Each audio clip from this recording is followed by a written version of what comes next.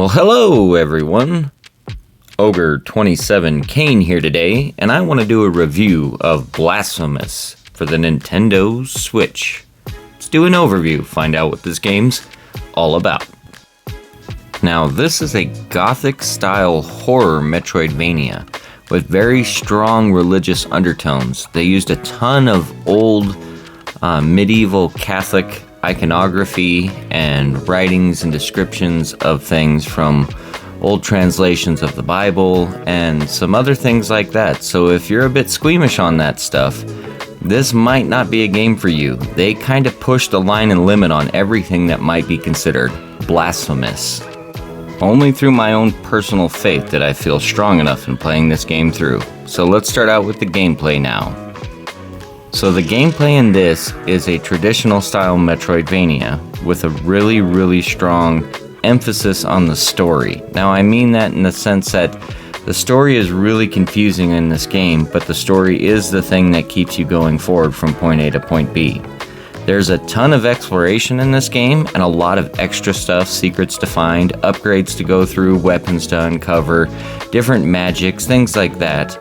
But it doesn't necessarily lend itself so open-ended that you just get lost exploring. Most of the time I kept going from point to point.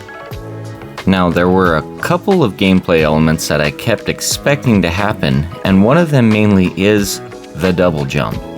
I played this game all the way through pretty much twice trying to find some form of double jump, only to be disappointed both times. This game really pushes you hard at understanding how to place your character and where to place your character, and for somebody as clumsy as me that needs a lot of help with this, I really struggled hard.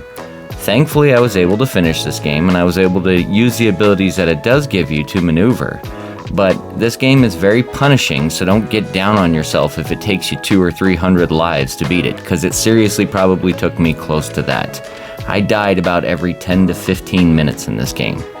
Don't let that discourage you though, this game is fantastic. The last thing I want to mention about gameplay is that there is a bunch of DLC, and it's free and it's all downloaded in there, so feel free to explore and enjoy all the new additions that they gave us. Let's jump into the next category now, the story. Alright, well you're a character named the Penitent One, and you're on a mission to cleanse yourself and redeem those around you. And I'm not 100% sure, because I've never actually heard the name of this world pronounced, whether it's Custodia or Sevestodia. Either one sounds pretty cool to me, and I've used them both back and forth through the world. If you have an opinion on this, please leave in the comments. I'd love to know what the actual pronunciation is on this world. Now, very much like that simple pronunciation right there, a lot of the terminology in this world is Old Latin and is based on some old medieval lettering and wording. So it is very difficult to understand, and you do have to kind of go to the internet to piece a lot of it together unless you want to play this game through multiple times. Nothing wrong with that. I'm just saying the story is very twisted and deep in terms of what they're getting at in the terminology with it. I could very much see how this game could be interpreted one way or the other, as pro-God or anti-God. So that interpretation has to be up to you, and because of that, there's not a lot of story elements that I can share other than you're on a quest. So let's do combat now. Well, let's simplify everything back down again and just talk about the combat, because the combat in this game is great, probably the best part. It's very fast-paced and fluid, and the game's very responsive. The game rewards you for learning things and taking care of patterns. The game, on the other hand, punishes you for being overzealous and going into a fight expecting to just destroy your enemies. There are some enemies you can tank through, but the majority of them are not like that. This game is very much like Castlevania, and it requires a certain amount of patience and a certain amount of learning.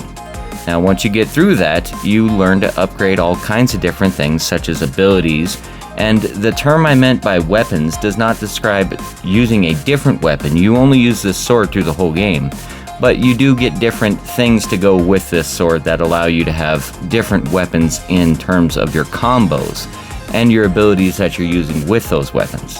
So it does reward you with exchanging and interchanging all of those things. This game also has and highly encourages you to use the parry system. And the parry system in this game is pretty generous. Most characters have a flash or a certain pattern that they show off before you use it, but it does reward you highly for using it. So there is a lot of patience and timing in using that parry. Some bosses you can only hurt with that one ability. So I highly recommend getting good with it early on. Let's do the next category now, the controls and the audio. Well, let's start off by showing off the excellent audio in this game. So I'm going to show a late game boss fight here, a little bit of a spoiler warning, but enjoy.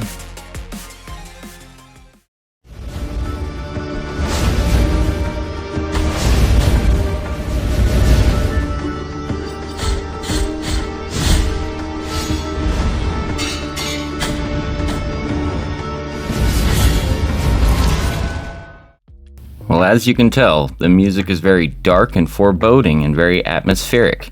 There's not really a lot of tracks that will stick with you that you'll remember per se, but you will remember the entire soundtrack as a whole behind you.